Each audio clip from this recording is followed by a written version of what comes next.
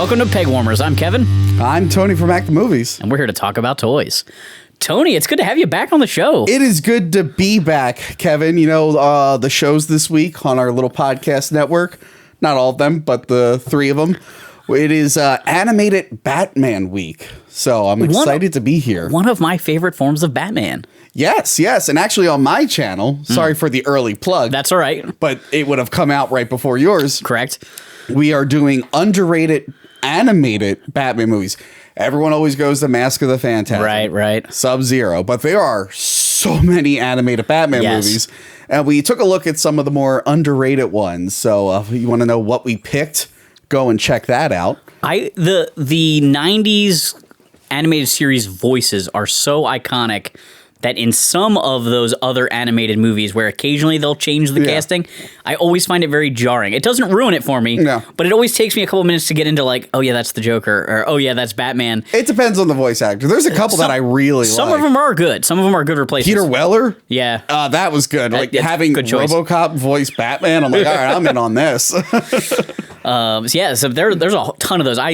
I wish they could get that team to create stuff for other franchises. Like the people that did those Batman videos did a great job on a whole bunch of them. Yeah, like Bruce Timm, Paul Dini and whatnot. Yeah, but even like the voice people. Oh, the voice people, yeah. I'm blanking on her name right now, but the voice director. Oh, I know exactly. I'm blanking on her name too. I know exactly because she's fantastic. Though. A lot of the DVD behind the scenes. Yeah, she's always on the behind the scenes. Her, yeah, and she just gets great performances out of the people. She does. So yeah. Anyway, we have the DC collectibles Batman the Animated Series line here. We do. The original Batman the Animated Series toy line, which was like Kenner Star Wars style articulation, you know, just joints at the shoulders and waist, was a very popular line, and probably a line we'll cover on the channel at some point. I do have some figures left over from that line. I have a couple. I had Batman, and I had like the quick change Robin, where you could change Tim into... Or not Tim, Dick into Robin. Yeah. And a few other ones. And that was a fun line. They made a lot of characters in that line. But this line by DC Collectibles is definitely geared at collectors. You get a lot more articulation. You get a lot more accessories. Some of the sets even have like multiple faces. Yeah. We're going to go through those. So it's a very cool line. We have a mixed bag here. We have a bunch of loose guys on the table. Whoa. And a lot of real quick, Kevin. Oh, go ahead. We got to do new to the collection. We do. I'm sorry, I was doing too long of an intro. New to the collection. That's okay. You jumped ahead. I did. Let's go to the first segment. New to the collection. What do you got here? Remember the Jay Sumnown? He made the famous construction or cardboard duct tape G.I. Joe of me that hangs out on my set. Well, he sent me an updated version. Excellent. What do we have? This is the Tony Peaks. It's me wearing the Fine and Fun shirt, and I have the tiara on from my Twin Peaks themed shirt, which is still not available on Teespring because Teespring keeps taking it down. Now this one, speaking of articulation, Kevin. Okay. Look at that. Wow. I can now bob my head back and forth. Lifelike. It really is. Movement. It really is. It's smaller than the other one, so I can put them next to each other, and it'll look like father and son. And also, our other segment, the news. News. What's new going? What's going on? Well, I've got some really good news here, Kevin. Excellent. It was at the time we're recording this, San Diego Comic-Con's going on. Yes. They announced that there will be a Marvel movie with a superhero, and a toy will be made of that superhero. Really? Yes, that was the news. Shocking. That was the news. Shocking. Now we can talk about Batman. All right, back to Batman. So, like I was saying, we have an array of kind of the core characters loose here. There's a lot of guys packaged also. Our mutual friend Paul has lent us his collection for this episode, and he's like, you can use them, but just don't take anything out of the box that's still in the box. That isn't already out of the box. I actually do personally own some of these, though. I know for sure I have that Joker. Okay. It's out of the box because I had it hanging on the wall. And then it fell off the wall and the box cracked open. I'm like, well, at least I did my best. At least I did my best. And it wasn't my fault it fell off the wall, by the way. I know everyone thinks it is. But no, so that one's out of the box. But yeah, I do own that one. I might own this. I'm not sure. But yes, Paul lent these to us to talk about for Animated Batman Week. It's a really nice line. The hardest thing with making a toy line like this is that animated designs don't always translate well to toys. So Not always, yeah. The female characters are so skinny. And I think that even the male characters generally have pretty tiny ankles in the Bruce Timm style. So that's why they packed in the figure stands with all of them. Figure stands are a mixed bag.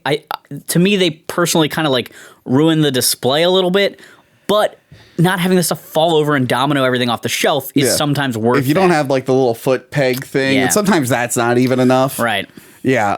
But yeah, so I guess we have this is from like the first I believe. Hold on. Let me turn him around. Okay, yes. To kind of explain the line further, every wave would include characters in red packaging from the first couple seasons of Batman the Animated Series. Which we'll hold up back up. And some characters in blue packaging that was based on the New Adventures of Batman and Robin. We even have Batman Beyond over there. And Batman Beyond. So the blue packages was from a later series. And in general, Paul was collecting the red backs. Yeah. So like all the ones loose on the table are from those first couple seasons, the earlier versions.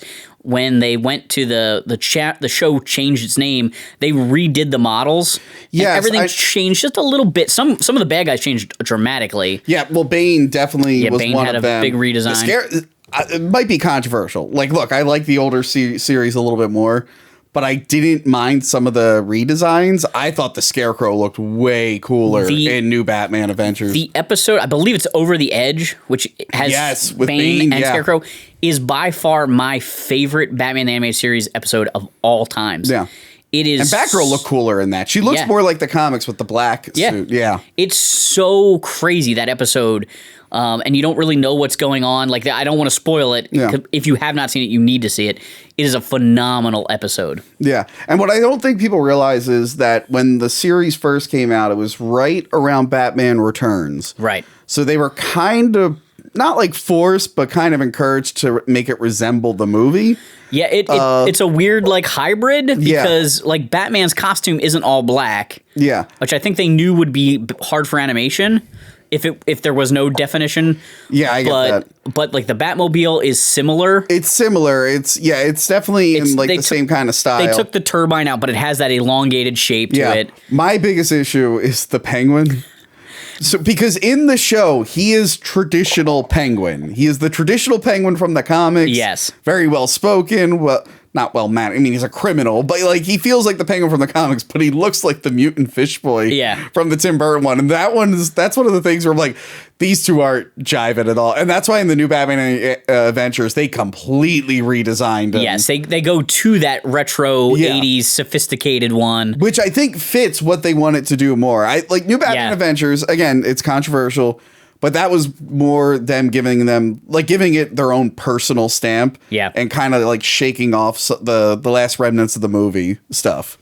Yeah, it was far enough out that they weren't under the umbrella of the movies. The movies had kind of gone downhill. And I think by the time these came out, like Batman and Robin's out, so no one really cared about being like the movies at that point. Right. And towards that series, the later ones, Warner Brothers really had this thing about Robin being included. Mm-hmm. Some market research had been done, and they were like hell-bent on having a character that kids could like see themselves as. So they added Robin to every episode instead of him being sometimes in, sometimes not. Because that was a cool thing with the first animated series is like Robin's in college. Yep. So like they have had plenty of adventures.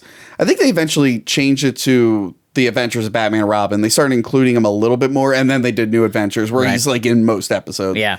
But yeah, it was kind of cool where like Robin would just show up occasionally and be like, I'm here for this adventure to help with the Scarecrow, and then take off. Yeah, so they did do the Dick Grayson Robin. Yes. Which we have here. That's the college-aged Robin. They gave him tights, which was kind of nice. They gave him Tim Drake's outfit from the comics at the time. Right. Which was also used for Batman Forever. They, tweaked a little bit. And in all honesty, it's probably smart to have that costume look like it, because your average like viewer / comic reader that's a kid probably isn't even going to realize that the Robin in the comic isn't the Robin in the TV show. So having the same outfit kind of just makes the toy. Yeah. If you want to play the cartoon version, you can. If you want to play the comic version, you can. And that Robin series was very popular at the time. Yes. I had a few Robins. The one thing about Catwoman is Catwoman's not really known for any one specific outfit. If you go through like the history of Catwoman in comics, her outfit is changing more than any other bad guy. I think her outfit changes the most. She had like for a long time she had like a purple top with like a green skirt, and then, that was like her original one. Like old school. Then they went to the movie had the black leather. Yes, but there was a real popular for in the 90s the all purple jumpsuit that Jim Ballant drew for the Catwoman standalone comic series was super popular. Which I think played into like the Long Halloween. And I would think that kind of stemmed from year one, and then other artists took it. And then you kind of got the classic, the black with the goggles, right, which is kind of the modern. Yes, take. But like her outfit has changed a lot. But I always liked this movie version, and I believe we left the accessories in the box. But I didn't bring all the little things. She comes with the little cat Isis, which I think was cool. Of course, you got your traditional Batman right here, looking great. I like the blue underneath the cape, which I think you're right. It's another definition feature for animating it, because I guess they didn't want to give him like a blue cape. Because I guess it wouldn't fit the style and stuff. Yeah. But when he's like flying, it's a nice contrast to the black background. And it makes his gloves not blend in. Like there's a lot of issues you have in cartoons, like the old cartoons with having the white gloves on their hands, so it didn't blend in with their bodies in black and white cartoons and things like that. So having Batman's entire costume can't contrast the cape. Make sure things aren't blending in with each other too much on the figure. I like Batgirl here. Again, I like her black outfit just a little bit more, but it does match this version of Batman. I see what they were going for. They gave her the blue cape. I always thought it was funny that she had the blue hood. Yeah. Like, it's very much the way Batman was drawn in the late 70s, early 80s, where you can't quite tell if his costume is blue or black and which part's the shade. Like, he has that dome. Yeah. And that's the way she looks in the show. She has the black mask, but blue behind it. But it is nice that they tied her into the bat suit. They gave her a little, having everybody in gray kind of tied them in together. They did switch her costume and her design pretty drastically for the later season. Yeah, which, again, I was fine with, because I think not the original Batgirl, which is like from like the 50s and whatnot, but like the first Barbara Gordon Batgirl, I think she did wear all black. And with the yellow symbol. Maybe. I think right. She definitely was around the time of like Killing Joke and stuff. Okay. Right before that. I did like how the Riddler was like more toned down in the first series anyway. Like they only gave him like the little question mark on his tie. They didn't go so over the top with like having a jumpsuit covered in. Don't worry, they did it in the redesign. Yes. So it was funny being a kid. And so, by the way, this is an awesome figure. I love his little cane. I love his smirk. It was funny being a kid watching this more serious Riddler and this nice toned down outfit. And then at the same time, you pop in Batman Forever with Jim Carrey and he's got like glittery, like light up suits.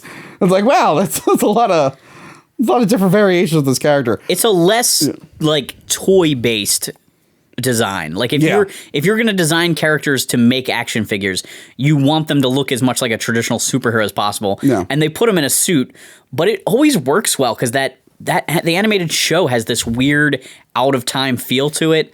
Like they have modern technology, but they also have like 1940s radios and like blimps and weird stuff that just is dated. It's such a strange mix. So having some of the villains in like suits and things like that just kind of adds to that vibe. By the way, I think they made like Burger King toys of this. Yes, from McDonald's, I had the Riddler one. It's one of my all-time favorite Happy Meal promotions, and we did an episode on Happy Meal toys before on Pegwarmers here. Well, we did. It turns out it was the Burger King Kids Club toys. Yes. We still have to do Happy Meals. We do have to do Happy Meals, but there was a series where some of them were little vehicles, which I thought were lame, like a little Joker car, and Batman, Robin on a bat cycle.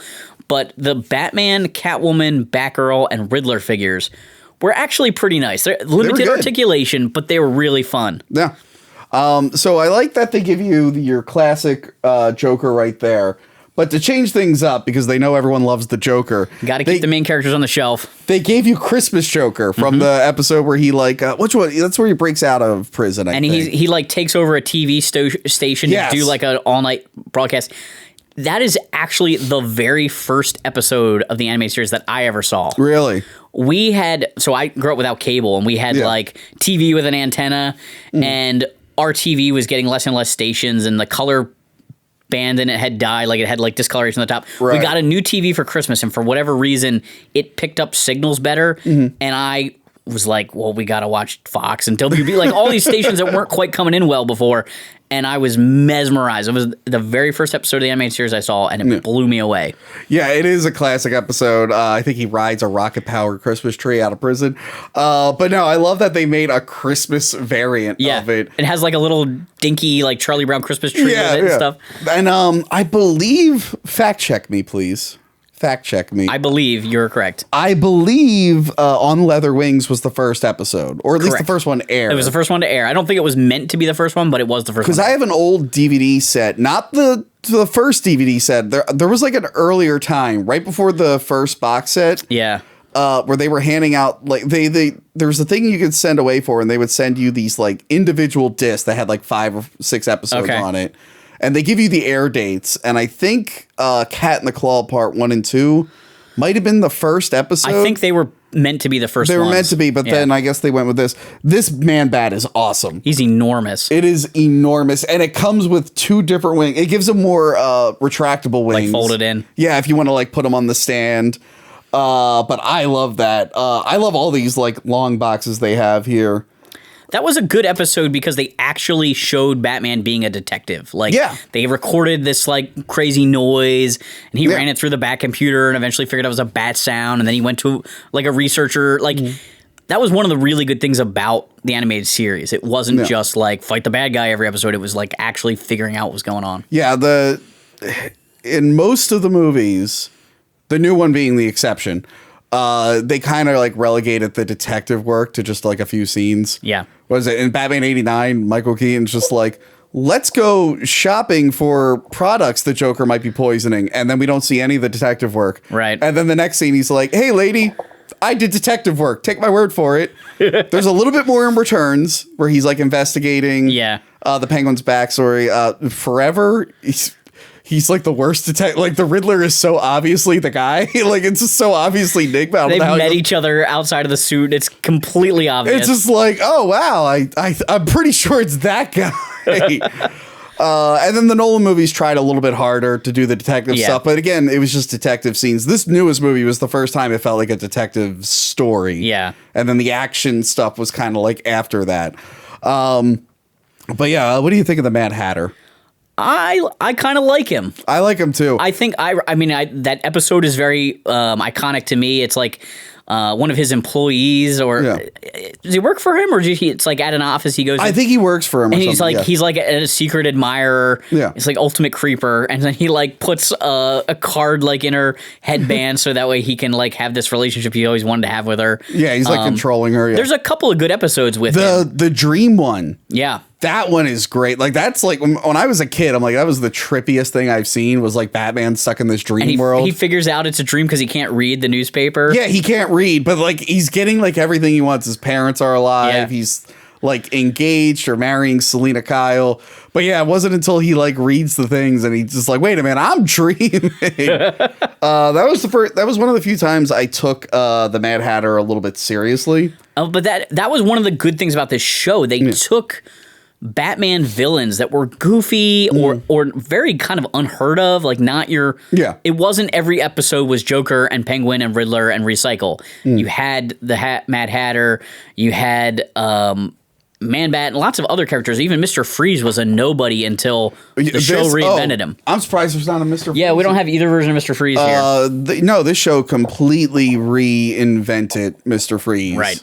And kind of made him a household name. It did not reinvent Condiment King. Condiment King is still not a household name. He made it into the Lego Batman movie. Good for him. Just because they picked the goofiest people. Yeah, because they were going out of their way to pick the goofiest people. But yeah, it was also working in newer characters like Bane, who was relatively new at the time. And of course, this is his redesign. This is more of a leather daddy. His initial design is more of like a luchador.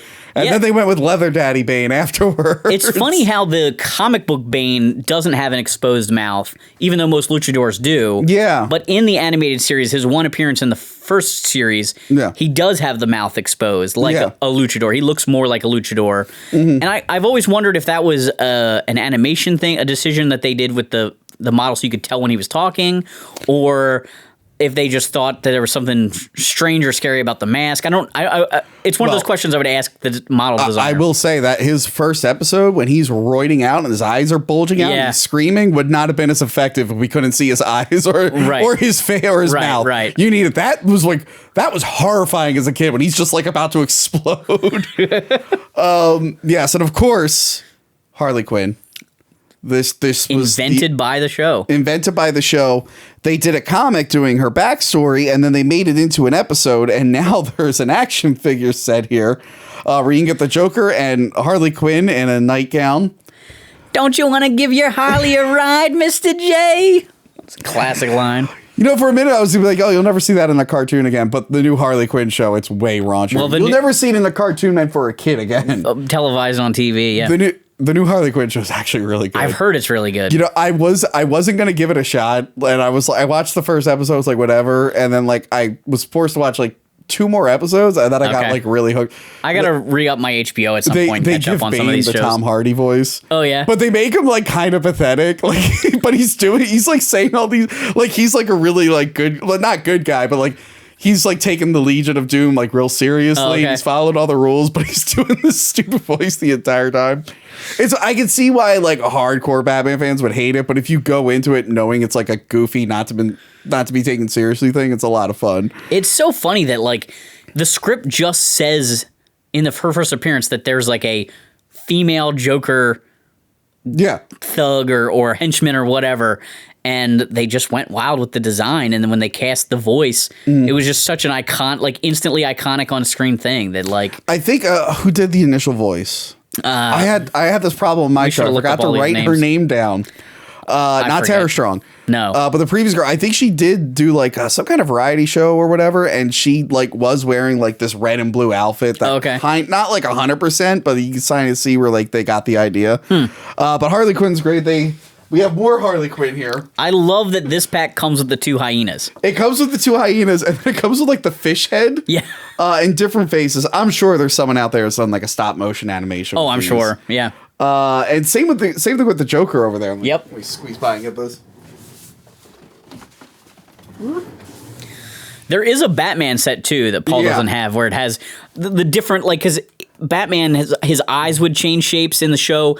Yeah. He's wearing a mask, but you need the expressiveness. Oh yeah, for comics and cartoons, you gotta let it slide. So it had different eye shapes and different mouth expressions for him too. I love that they have the duck inflatable thing. Like when he pulls, I think does he like pull it out by accident? He's like, oh whatever. Or it's like supposed to be a parachute, something silly like that. He's like or something. Let me put these back. Sorry. No problem.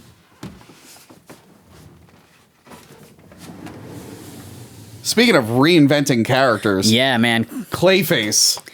They made him a scary character. He was, yes. There definitely was a horror element to this show. Yes. Like for a kid's show, they made the villains intimidating and scary, and like that's probably one of the best things about it. It really made it suspenseful. Batman always felt like he was outmatched and he would have to outclass the bad guys. Yeah. Oh, yeah. Well, as a kid, I was just like, oh, man, he's not getting out of this. Yeah, it was good. You see that giant Venus flytrap? He's dead.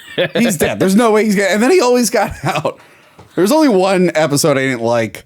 It was a Penguin episode. It's about like the 3 kids and the egg. That episode sucked. Yeah. That one was like a little too kid-friendly. Is that the one where he gets like hurt and the kids hide him in the basement? Yeah. Yeah. They made a...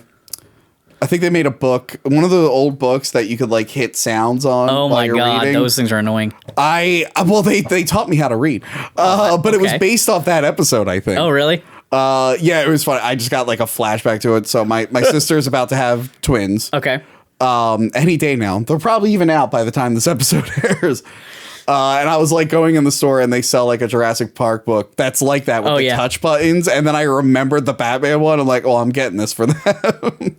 Like, it's something they're not going to be able to use for like 2-3 years. Forever, but whatever. But it's a perfect gift from Uncle Tony. Yes, yeah. What are your thoughts on Scarface and the Ventriloquist? I like Scarface and Ventriloquist. Yeah. Actually, we just recently got news that Alan Grant, the creator of Ventriloquist, passed away. It's a goofy concept for sure. Mm-hmm. Like, the fact that this guy, little timid guy with a puppet has thugs and everything like that. Yeah. But it is so zany, and for Batman's Rogue Gallery, it just works somehow. I still can't believe. So Scarface has made multiple appearances, just the puppet, in the Arkham games. Okay. And Mark Hamill, I think, voices him too, which is funny because they're scene of the Joker playing with it, but they never worked in the proper ventriloquist character. That's interesting. They did it pretty funny on Gotham. I don't know if you watched the show Gotham. I did watch Gotham, yeah. I love when they have, because it's a different name, so they have that like nerdy assistant for the Penguin for like 2 seasons, and then he disappears. When he comes back, he's gone crazy, and he's like, "Now I work for this guy." And they're like, "Oh shit, this guy's lost his mind." I'm like, that was a good reveal. Like, complete rewrite of the character, but in the way where like, I wasn't angry. I'm like, I didn't see that coming. Gotham pretty much did just rewrite everybody. Yeah. There's like nothing in that's comic or... But like in a way that didn't make me... There were only a few disappointments in Gotham. Bane was a disappointment. Yeah. There were a few, but then there were like a bunch of characters that I actually really liked. I would say Gotham doesn't have the legacy of this show, but is another one of those situations where they took a lot of B-list characters and took risks with them and put them out there for the non-comic people to like go, oh, Firefly's a character? Okay. You know, like... And they've started working in stuff from newer comics that'll probably... Like, they did the Court of Owls first. That'll probably get explored. Yeah. Speaking of artists that have died, like Batman people who have died, you said Alan Grant. I think Neil Adams died recently. Yes, Neil Adams died recently who also. I think was pretty much responsible for Ra's al Ghul. Yeah. Ra's al Ghul. Raz al Ghul. There's so many ways to say it. Depends how you want to pronounce it. However you want to pronounce it. In Batman Begins, they do it 2 ways. But yeah, I really liked Ra's as a kid. It's a really good characterization. He's very different. And I think that's something like Neil Adams and those guys were doing in like, it was the 70s or like 80s. They were like, all right, we got to introduce like some new people. And he was definitely one that really like took off. And he instead of having him have a really crazy gimmick or a superpower, they just, I mean, he does have a superpower in that he's resurrected. Yeah. But like they gave him superior intellect to match Batman, which allows you to tell those detective type stories. Yeah. Because when the bad guy is doing intelligent things, you need an intelligent character. It's and not I like force. that he's not trying to kill the Batman. If anything, he wants Batman to live. Yeah. To marry his daughter and take over when he's gone. I'm like, none of the other villains want that, really. No. I don't see the ventriloquist trying to set up Batman with Scarface. I see he's like, hey, take my daughter, please, please. Yeah, he's a very unique character. I love this fox or wolf mask or jackal mask they had for him. It's very cool. But there was that other episode with the 3 guys who wore animal masks. I think one of them had a fox. Oh, okay. So when I was like really young, I would always get those confused. I was disappointed with the original toy of Ra's al Ghul. Yeah. It like he's like armored up a little bit. I think they felt like they couldn't sell the kids a guy in a suit and a cape. Like it's a little too plain. And then they did it with Riddler, but maybe both having 2 like green characters in suits just wasn't quite right. I can see that. He had like gold armor type stuff, and it just didn't look like what was on screen, which is disappointing. They did later on make the original series a figure that looks similar to this. You know what else I liked that the animated series did? It would introduce other DC characters that were outside of Batman, but make it work. And one of them was Jonah Hex. And they did it by telling the story of Ra's al Ghul in the Wild West like hundreds of years ago, because he would technically still be alive. Right. And you did this whole Jonah Hex adventure. I'm like, that's pretty awesome. They would do that with a couple of characters like Satana and whatnot. Eventually, because remember, this is like a long run. It starts in the early 90s. It doesn't end till like 2004, 2005 when you get up to Justice League Unlimited. Yeah. They had a lot of room to tell stories. They're like all connected there. Yeah, that they call it the Timverse. All Bruce Timm designed shows. Yep. This one blew my mind because I can only remember this character in like one scene of one episode. I think she's only in the one episode. Oh god. DC Collectibles really does like to do the deep dive toys, though. Roxy Rocket. And I only have one comic with her. Yeah. And it's a comic by Paul Dini, and I'm pretty sure she's only in there because he's probably just into her. Do you remember that he wrote for Detective Comics in like 2006, 2007? They were all like, most of them were just single issue stories, and they were phenomenal. If you love Batman the Animated Series, look up Paul Dini's run on Detective Comics from like the late 2000s. If you're a fan of 80s cartoon shows, look up the stuff he wrote, because he, just like in this show where he did amazing origins. Yeah. Paul Dini's like G.I. Joe or Transformers episodes are often the best ones that give you a background on a character that wasn't fleshed. It was just an action figure, and he gives it a story and makes it a person. He is a really good writer. He was involved heavily in like the first season of Lost. Yeah. Yeah, he kind of probably, that's the season everyone remembers. So he probably did a really good job on Lost. Yeah, it's funny. I remember when I started watching Lost because I was a little late to it. I was like, Paul Dini's involved? I'm like, I love this. He's done a lot of great stuff. And there's even a whole line of dialogue in that show where they're talking about who's faster, Superman or the Flash. I'm like, all right, well, he would be the guy to know that. That's probably how it got in there. And I guess last... You got Batman Beyond here? Yes, we have Batman Beyond with Terry McGinnis. And spoiler, his father, Bruce Wayne. That episode was the epilogue episode. Oh, I don't. Yeah, I try and shut that out. It's better when it's not as they're not related. Yeah, that was weird. They made it weird.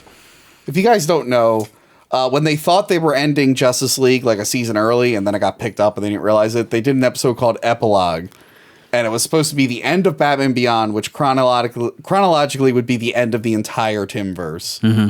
And then they're like, "Hey, Terry, your parents, they were killed on purpose because you're a clone of Bruce Wayne, and we needed to redo his tragic backstory so that you would become Batman.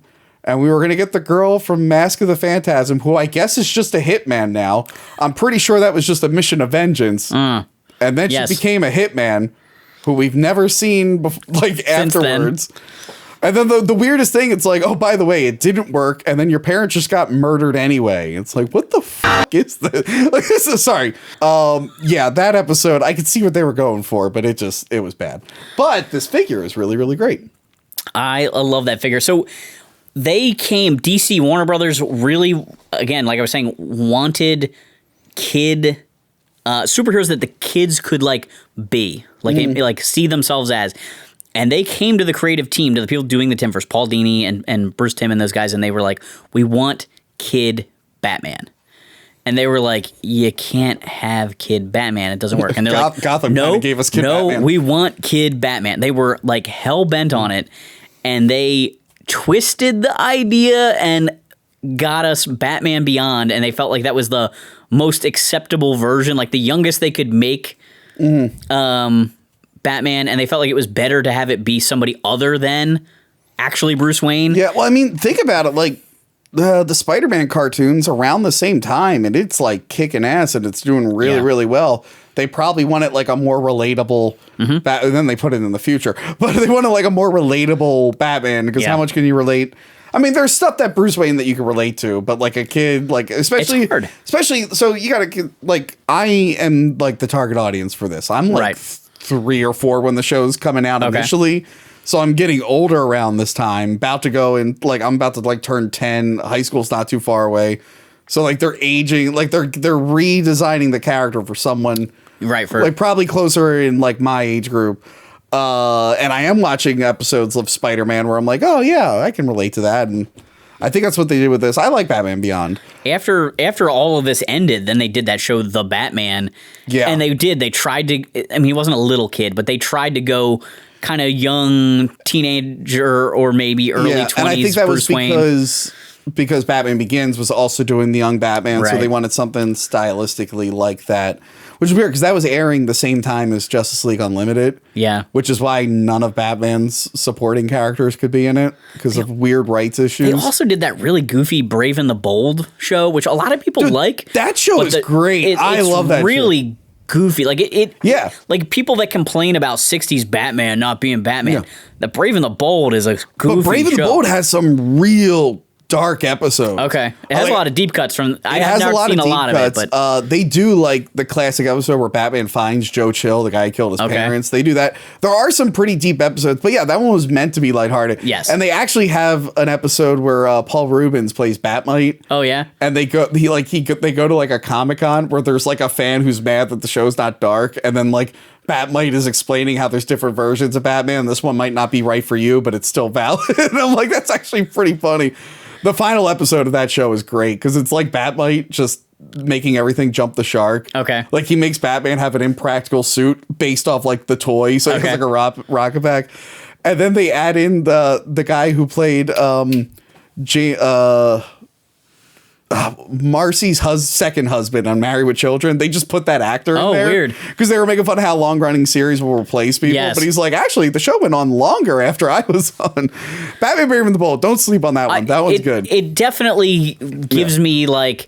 they had to have seen the success of that and decided to go that way with a lot of the modern DC cartoons, because like Teen Titans Go and a lot of those shows have gone very goofy. Yeah. And they still use deep cut stuff and DC continuity, but like the ability to just do something wacky and crazy and not worry about it like soiling the comic book continuity, you know. Because there's so many different continuity. Like this is in the fun universe. There you go. Yeah, the fun universe. But yes, and I guess last but not least, we have this giant Batmobile here. A very impressive toy. They did a Batwing for this line also. Yes. So like I said, I have the original Batwing from the original toy line. I have the original Batmobile from the Batman animated series. Cool. We got to get those two together. Yes. Yeah, you can fit two characters in here. And it comes with like a seatbelt and everything. It does, I believe it lights up, it makes sounds. I don't think there's batteries in this. Okay. There's some articulation there. It is a kind of a big hollow brick, though, unfortunately. It's heavier than you think it would be, though. Yeah, but I mean, like... It's hollow, but as far as a toy like that goes, like, there's a lot of just solid space. Like, it's hollow, but what I mean is, like, there's half this toy you do nothing with. You can't access it, whereas, like, for the animated series kid line, they had, like, the little escape pod that pulled out of the back. Right. Like they added a lot of features. It doesn't necessarily make it better or anything, but this is like, for the price tag, it's a set of wheels and a little compartment you're probably not even going to put Batman and Robin in, but it does look great in the collection. If I wasn't too afraid of breaking one of these toys, I'd see if they could fit in there, but I'm not going to try it either. I'm not even going to try it. If it was my copy, I'd try it out, but we'll give the Batmobile a real light roll here. Woo! I do like the back. I've never been more nervous because I have to work with this guy who owns these. I've known him for my entire life. I do love the back of this because it's so iconic in the opening of the show. Yeah. They show it on the turntable and the jet engine takes off, you know? That's so awesome. So the back is a great view of the vehicle as well. Mm-hmm. But yeah, this has been a lot of fun. If you guys enjoy this type of content, make sure you consider joining the Patreon for Pegwarmers. There's lots of extra content there. Make sure to like and subscribe. If you haven't somehow seen Hack the Movies, make sure you check out Hack the Movies. Yeah, if you're here for my channel, subscribe to Kevin, okay? We appreciate it. Because I'm on this channel pretty regularly these days. Yeah, fair amount. Yeah. We should do a commentary track soon. We should do a commentary. Maybe we'll do a Batman animated series. I am supposed to get a Mask of the Phantasm commentary out. Oh, Maybe next time you're around, we could do that. That would be good. There will be a Mask of the Phantasm commentary based on schedules. I don't know who's in it. Maybe Kevin. But like I said, there are plenty of other animated Batman movies we can do. There are no shortage of them. All right, guys. Thanks for hanging on the peg with us. We are waiting for the Dark Souls of fighting games. Let us have it. We're ready. Soul Edge has nothing on a lightsaber. Like, I'm sorry. James Earl Jones comes back. No! Oh, no. Oh! I don't think kids trade games anymore. I need that sense of accomplishment, and it wasn't there. And I think that was a major flaw. The way they engineer these is just phenomenal. As much as you're into like the comics, I was very into the toys, so I was on like the message board all the time.